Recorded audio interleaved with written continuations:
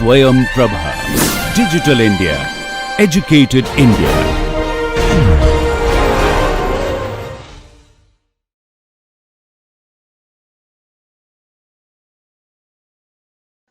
P is equal to P naught sine omega t.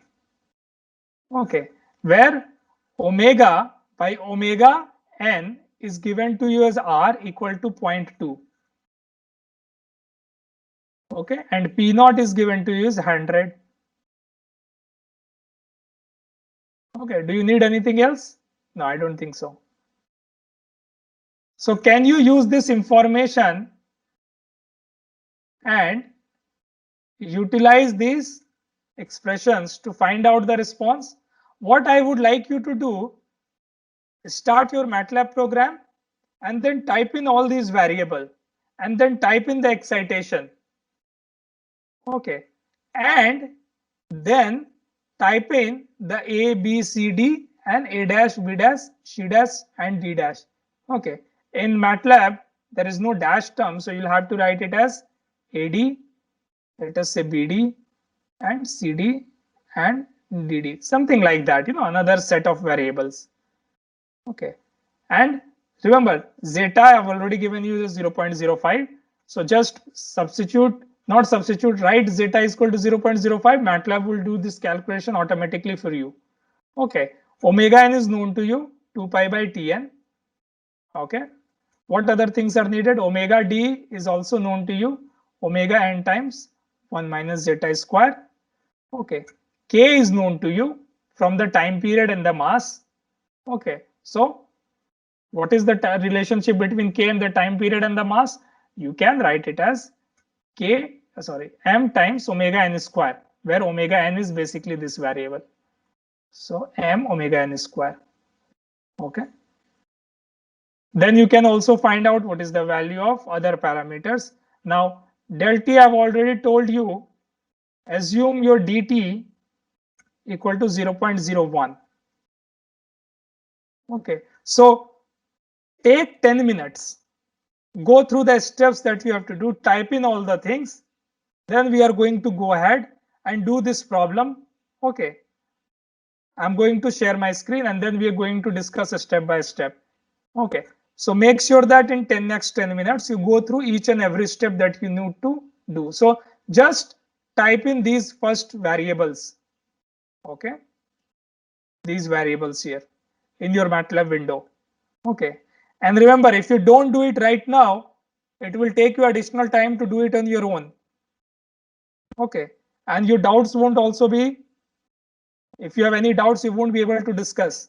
So it's better you do it right now and get your doubts clarified than the other just waiting for me to do it. Okay, and then you having to do it and taking like 2 hours doing it on your own. So go ahead and try this and then we'll discuss the solution going step by step. Okay, solution or through MATLAB. All right. Okay, take 10 minutes and do this problem. First, type in these variables for the STUF system. Hello, sir. Mohammed Rafiq here. Is it clear now, sir? Yeah, go ahead. Yes. So, do we only need to calculate these 8 variables A, B, C, D, like an A dash, B dash, C dash, D dash from the existing? I doubt that with just variables you would be able to do more in more than 10 minutes in like the next 10 minutes. No, our final goal is to calculate this ui plus 1, u dot I plus 1, these two. Okay, and then the way we do it, we use a for loop. I don't know whether you have done some programming. Basically, through for loop, we can go from one step to another step. So, we can utilize these coefficients that need to be calculated only once and then put these two expressions inside a for loop with I going from 0 to, let us say, n. Okay, and then we can store all these values u1, u2, u3, okay, in MATLAB, and then we can plot it. Okay, this is what our final goal is. Okay. Thank you, sir. Yeah. Remember, I had already shared a MATLAB file with you in which I had calculated the response of a damped system subject to harmonic excitation. Remember? So first, you can calculate analytical response using that. And then the numerical response, will add it to that same file to get the numerical response as well. All master's student and PhD students will have to do some sort of programming for their thesis work. Okay. And programming could be in terms of MATLAB. It could be in terms of other programming languages. The idea is you should know how to implement an algorithm to a programming language. And you know what you're doing in this class is very simple anyway. In terms of programming, you would be doing during your thesis work much sophisticated and much complicated programming than what you are doing it right now. This is just to show demonstration and the utility of numerical time stepping procedures. Should we just go ahead and try this? And then what you can do, just follow along with me. Okay, so have your MATLAB open. Whatever steps and variable I type, you just type that. What that will do actually, it will take you step by step, the steps that you need to perform. Okay, so don't just look at it. By end of this class, you should be able to run the program. Okay, so let me open the program. Is the MATLAB window visible to all of you? So I will save this file as numerical response. And it is always a good habit to give a title to the program. Okay, so anything you write after the percentage sign does not get executed. So I will write this as numerical response evaluation. Okay, and then I'm going to write this is for the C616 class. Okay, and the date today is actually 22nd 09 2020. Okay, now some of the properties have been given to me. Okay, for example, time period of the system is 1. So I'm going to define a variable Tn is equal to 1, and then I'm going to truncate the statement with the semicolon. Okay, because if I don't do this, anything that I run would get executed on this command window. So all the statement needs to be terminated with a semicolon. Then mass is given as 20 kgs. So let us write that. If time period is given, I can calculate the natural frequency omega n of the system as omega n equal to 2 times pi is written as pi divided by Tn. Okay, and then the damping has been given to me as zeta is equal to 0.05. Okay, this is, see, if something is wrong in the equation that you are writing, MATLAB will tell you with a red flag that it is wrong. Okay, for example, in this. Okay, so I'm just going through very basic steps. Some of you might already know all these basic things, but there might be students who might not know. Okay, so it is a good practice to go through all these steps. Okay, and then I will also need to define what is my C critical. Okay, I will tell you why do I need that, but let me just calculate it anyway. It is, so C critical is 2m omega n, right? We had that expression 2m omega n. Okay, and whatever the variables you are using in an expression, remember that must have been calculated before that step. So m and omega n is already known to me. If I would have not calculated omega n, then if I write this expression, it would give me some error. Okay, and C critical is known. The damping in the system can also be calculated as whatever the damping ratio times C critical, right? Because damping ratio is C by C critical. So the damping coefficient I'm writing as CD. Okay, and damped frequency I'm writing as omega d equal to omega n times under root, which I can either write as SQRT or you can also write as power 1/2. Okay, it does not matter. So damping is square 1 minus zeta is square. All right, up to this step, any doubt? Please make sure that you have written all these steps in your MATLAB program. Okay, so these are the system properties or the parameters that I would require to find out the response. You know, time period, mass. You know, so mass stiffness is always given to us. Okay, wait, there is also a stiffness that I need to find out here. So that I can directly find out as k equal to mass times omega n square. So that need to be entered here as well. All right. So omega d is known. Td I can also calculate. Okay, 2 pi by omega d. So these are the system properties, the properties of the single degree of freedom system that I have calculated based on the provided value of time period Tn, m equal to 20.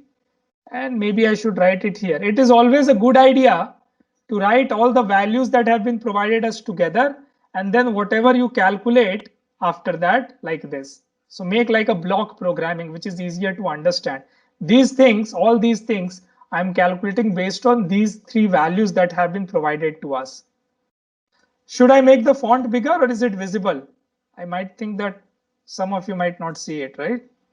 I hope it is better. Now, initial condition have been also given to us, which is 0.01, right? And then V0, U0 is equal to that, and V0, let us assume 0. Okay, and you can assume like, 0 both of it. It does not matter. You can enter those variables. Now, first, what I'm going to do before getting into the numerical response procedure, I'm going to use the analytical expression to find out the exact response, so that when I utilize the numerical response procedure, I can compare it with the exact response. Okay. So for that, what I need to do, I need to define the time step 0.01. Okay. And then I'm going to end time. I'll tell you why I'm doing that. Basically, as I said, whether it is PI or whether it is UI, all of these corresponds to different instances of time, TA, T1, T2, T3, Ti, Ti plus 1 to Tn. So first I need to create a vector which has all these time instances stored in it. Okay, so 0, 0.01, 0.02, 0.03, and up to whatever time that I want. So I basically want all these time, okay, all these time steps at interval of 0.01 up to 10 seconds. So I'm going to utilize this and create a time vector t, which is basically 0, starts from 0. Okay, and this then it is spaced by tt and it goes up to the end time. Okay, and this is just a syntax of MATLAB which you will need to learn, that how to create vector, So I am creating my time vector. So now I have the time available with me. Okay, 0.01, 0.02, 0.03 up to 10 seconds, like that. Okay, and I want my responses to be calculated at those values of time instances. So whatever I define time here, at the same time instances, I want my response to be calculated. So that's why a time vector is required. Okay. So then the next step is to get the response of the damped free vibration. Okay. And we are going to utilize the analytical expression that we had derived in chapter 3. Okay, not chapter 3, maybe not, it should be forced response. So let me write here. We have, I want to find out damped forced response. Okay, so forced response, first I have to define the forcing function, right? Okay, so damped forced response. What is my forcing function? I need to define my forcing function. So let me say I'm defining my forcing function as P equal to P naught sine omega t. Okay, so I'm defining P naught equal to, let us say 100. Okay, and excitation frequency as, let me define the ratio of excitation frequency divided by the natural frequency R equal to 0.2. So that my omega becomes excitation R times omega n. Okay, and static displacement, peak static displacement, I can simply get as P naught divided by K. D1. Okay, let us calculate the RD values so that I can directly get those values as this. Okay, so let me say RD here as equal to, what was the expression for RD? 1 under root square root 1 minus R square plus 2 zeta R, because remember I'm defining omega by omega n as R here. Okay, so omega by omega n is defined as R. So I can write my RD as, okay, 1 divided by SQRT, 1 minus, let me know if I make any mistake, okay, if I forget something. So this 2 times zeta, and this, up to this point, I think I have already posted the solution to you. Might not be for forced response, but so RD is now known to you. Okay. What is the response of forced vibration response of a damped system? Remember, it was in terms of free vibration. Yes. Sir, in RD expression, 1 upon square root 1 minus R square to the whole square will come. Yeah. One. This should also come. Correct. Thank you. Okay. So if you remember the response or the damped, or maybe what I should do, write it here. What was the response of a damped system subject to an excitation? If you remember, it was in terms of first the damped response and then the second one is the undamped response.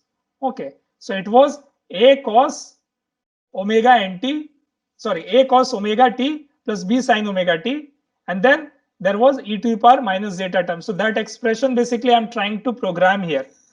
Let me see if I have it open somewhere. I can, no, not here. I will just share.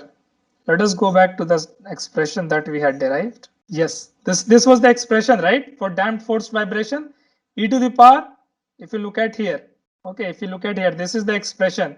So e to the power minus zeta omega nt, A cos omega dt plus B sin omega dt plus C sin omega t plus D cos omega t. However, from this point onwards, we had only considered the steady stress response, only considered C and D.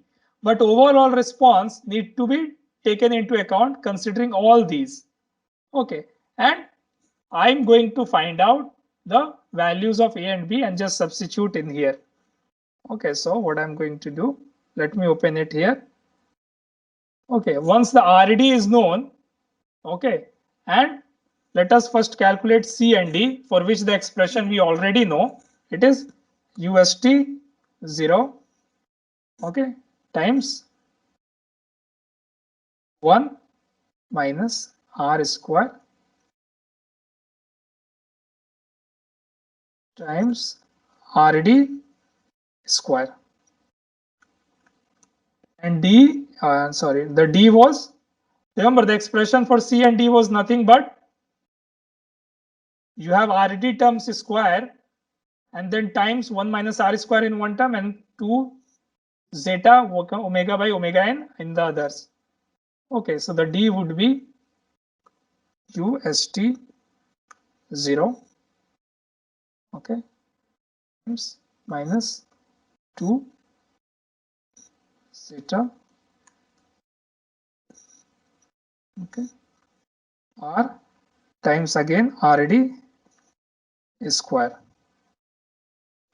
Okay, so C and D are known to us. Let us also get A. A would be nothing but if you substitute initial condition, it would be U0 minus D, and B would be nothing but V0 plus zeta times omega n times A minus C omega divided by omega D. Okay, so for the sake of time, what I'm going to do, once you are aware of the procedure, okay, I'm just going to copy these expressions, okay, from previously what I have done, so that I don't have to repeat the same thing again. Okay, let me copy this. All right, let me see if anything else need to be. So let us first, for this, let us see if we run this, we get the answer or not. Okay, maybe here it should be, yeah. Can you see the response window? Everybody can see it? Yes, sir. So if you see initially, my response started with some initial condition, non-zero value of x, okay, which is basically UST naught, okay, and then it undergoes forced vibration. Now initially you can see the contribution of the transient response, okay, but that dies down after some time, and then you get the steady state response like this. Okay. All right, if that is clear, so that analytical response we had already done. Our goal here is to get the response, okay, using the time stepping procedure that we have just discussed. Okay, so let us see how do we make use of the time stepping procedure. Okay, so the first thing that we are going to do, we are going to write down. Okay, so let us go ahead and do here. Now we are going to do numerical response in terms of excitation interpolation method. And I'm going to start. Remember, if you use the same variable, it overrides the previous variable. But because I'm just comparing it, it does not matter here. Okay, this will override the previous variable, but my response would have calculated by that time anyhow. So I'm going to use dt is equal to 0.2, which is significantly higher than the dt I have used it for the exact response 0.01. I'm doing that just to show you the effect of the time period or the difference between the numerical and the numerical and the analytical exact response. Okay. So again, I'm going to create my excitation function using this dt. Okay. So let us say t end is this. So my t vector is now, okay, I can write my t vector as 0 at spacing of dt and then t underscore end. Okay, so my t vector is now created. Again, I'm going to write p0 is equal to 100, same values, r is equal to 0.02. Although I don't have to rewrite it, I'm just writing so that if I need to use or change the property for the numerical response, I can separately change it here. Okay, omega is equal to r times omega n. Okay, so my forcing function becomes same procedure. So up to the forcing function, okay, it would be p equal to p0 times sine omega times t. So with this time vector, what will happen if the time vector has, let us say, 100 points, okay, 100 discrete points, and if I write my p like this as an independent function of the independent variable t, it will get me 100 values of p. If the time vector has 2 values, then the p would give me 2 values. Okay, so whatever the number of elements that are there in vector t, my p would give me those many number of points. Okay. All right. If this is clear, the next step is to basically writing down those constants. Okay, these constants that I showed you today. Okay, so next step is to program all these things. Ui plus 1. So first I need to find out this constant which only depends on the system properties like zeta, omega t, okay, omega n. There is nothing else. There is no ui plus 1 or anything like that. Those things come into this expression. So first let us go ahead. Okay, write down the expression for all these. All right, so that you can do. So I'm just going to again copy that from here.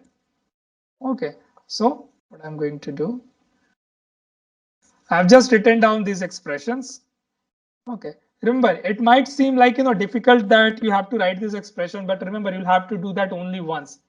And just imagine how many you can pretty much solve for any kind of excitation for linear systems once you program this. Okay, so once my a, b, c, d and a dash, b dash, c dash and d dash expressions are written, okay, I can write down my expressions for the time stepping procedure. And for that, let me just define these variables here. So I'm defining a vector, which is basically this. Okay, remember, I need a u, which is the displacement, and a v, which is the velocity. Okay, and these are corresponding to the interpolation method. So I have written it as U interpolation, V interpolation. So this is for the first method that we are describing, the interpolation excitation method. And this function here, zeros, creates a vector of the length specified here. So this syntax you would need to learn. I'm just not writing it like, like this. There is a proper syntax for this in MATLAB. So if I have to create with all initial element as 0, 0, 0, because right now I have not calculated anything for the U and V.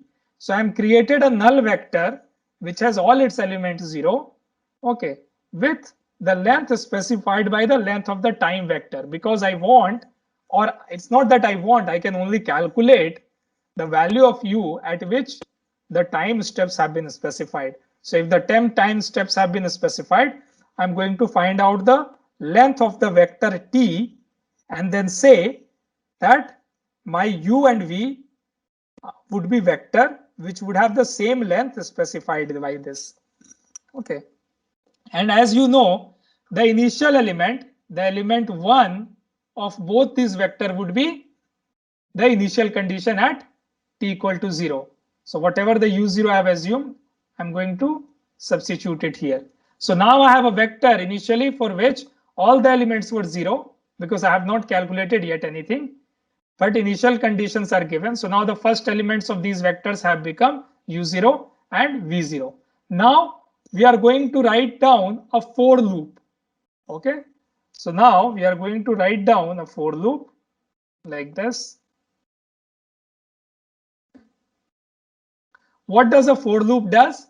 Basically, a for loop repeats the same step by changing the element number. So if you look at this, my for loop actually starts from 1 and it goes up to whatever the length of the time variable is -1.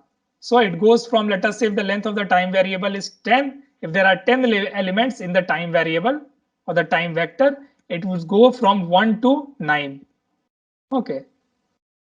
So I can write down, remember this is the same expression, ui plus 1 is equal to a times ui plus b times ui dot plus c times pi plus d times pi plus 1. Okay. Similarly, v or ui dot plus 1 is equal to a dash times ui plus b dash times ui dot, okay, and then c dash times pi and then d dash times pi plus 1. Okay, and every time this happens, okay, the values of this expression get stored in this vector here, which was initially had 0, 0, 0 element, but as I am varying from I equal to 1, 2, 3, 4, all of these elements of this vector getting populated. Okay, so first it will start from 1. I will get u interp second variable. Okay, because I have written at I plus 1. The first element is already known to me. So I'm starting with I equal to 2 or not. Now I equal to 1, but this element is equal to the second element. Then it goes to third element and then it goes to 4 element up to I equal to 9. So that it becomes u of 10, the last element. Okay, and it will plot everything. So I can go ahead and plot it like this and compare. Okay, so let us see the comparison here. Now, what I want to show you, this line, or let me add a legend here, it would be better. Okay, so I'm going to use, okay, so I'm just going to add on the legend to be not the, this would be exact response, or let us call it analytical. And this one is numerical. So let me type it here. Numerical. So now it will show you on the curve which one is which. Okay, now if you look at the blue one is the only showing the blue one. I don't know why is that.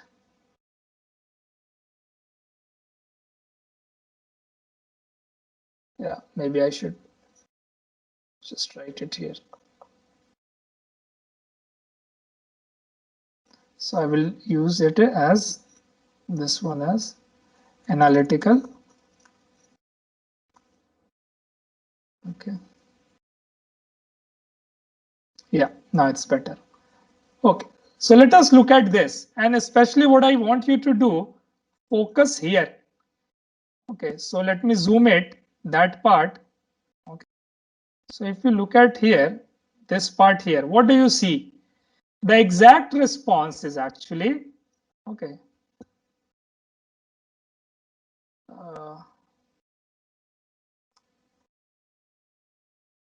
The exact response you can see is much smoother. But when I'm calculating numerically, which is given like, by this violet line, you can see this truncated lines here. Okay. And that depends. So if you make the time step smaller, they would converge over each other. And the same is the case here as well. Okay. If you look at here, okay, let us say I zoom this one. Okay, you can see the difference in response here between the smooth curve, which is the exact. Okay, there seems to be some problem with legend, don't mind that. Okay, the smooth one is actually the exact, and whatever you see, the linearly interpolated is the numerical response. Okay, and that is one of the limitation of numerical method. Okay, that you need to have a smaller time period. Okay, as long as you have a smaller time period, both of these response would match exactly. And let us demonstrate that. Right now, I'm using 0.01 for the analytical and 0.2, which is almost 20 times. So the time step is 20 times larger. Okay. If I decrease the time step, it will become finer and finer. So let us do that. Let us make this instead of 0.2, let us make it 0.01, same. And let us see whether they exactly match or not. Oh, something else has happened here. Hello, sir. Yes. Sir, you changed R instead of T. Oh, I changed R. Yeah, you are correct. Let me change this one to 0.01 and let us see whether they match or not. Okay, now can you see any difference? Can you see if they are, virtually you cannot see any difference at all. So numerical response could be as accurate as analytical response if you have a smaller time period. So the time period plays a big role in the accuracy of all these responses. Okay, and you can demonstrate that if I can further change this time period, let us make this 0.5. You will see there's a huge difference between numerical response and the analytical response. Can you see it now? See how much there is difference. And it might give you inaccurate estimate of the response. So you have to be careful. Okay. Is this clear to all of you? Anybody has any doubt? Sir, Yeah. For in this numerical response, at every step we are utilizing free vibration with initial condition from previous step. Yes. Plus step and plus ramp. Correct. So the ramp, it can be ascending or descending, depending upon the step we are considering. Yes, so it could be. It could be ascending or it could be descending. Our formulation is valid for every type. Yes, you can take appropriate sign of the response. Okay, so if it is a descending response, what will happen? If it is a force, basically, I can represent it initial times. It is the basically your force is decreasing. Okay, so yeah, so accordingly the sign would get changed as well. Okay. So when we program all these things, do not think about those one. As long as your expression is correct, okay, it is automatically taken into consideration into this program. Okay, because the sign would also get adjusted. Okay, so in the end, the formulation would be same. Initial condition plus a linearly increasing or decreasing response. Only difference is between the sign. Okay, one is basically P naught T by TR or P naught tau by TR if it is increasing. Okay, other one would be, what would be the value of TR? If you look at it, Now the P naught would be basically decreasing. So it would be minus P naught here. Difference of, remember, what will happen in that case? Your Pi plus 1 would be smaller than Pi, right? When it is decreasing, your Pi Yes, sir. plus 1 would be smaller. So what would be delta Pi in that case? It will be negative. It would be negative. So delta Pi divided by delta Ti would be negative, right? Yes, sir. So now you understand that it would be automatically Yes, adjusted. sir. Yes, yes, sir. Okay. Anybody else has any doubt? Okay. Can you do this one thing for me? I'm going to post this for you. Okay. This MATLAB code that I have. Okay. What I want you to do, I want you to try the next method that is there in your book, which is the central difference method. Okay. Although we are going to discuss it in the tomorrow class, I want to do it on your own. Okay. Or let me do this. I am not going to post the interpolation method here. Okay. What I'm going to post is up to this point, the analytical response, which previously I have not done for the damped forced vibration. I have only done for damped free vibration. So I will post up to this point, utilizing those variables. Okay. And looking at the videos, try to program the interpolation method here, and also try to program the central difference method. Okay, programming is a very powerful tool which you would always find it helpful to learn that. Okay, so do that by tomorrow's class so that we discuss tomorrow. If you have any doubt, we can discuss that as well. Okay.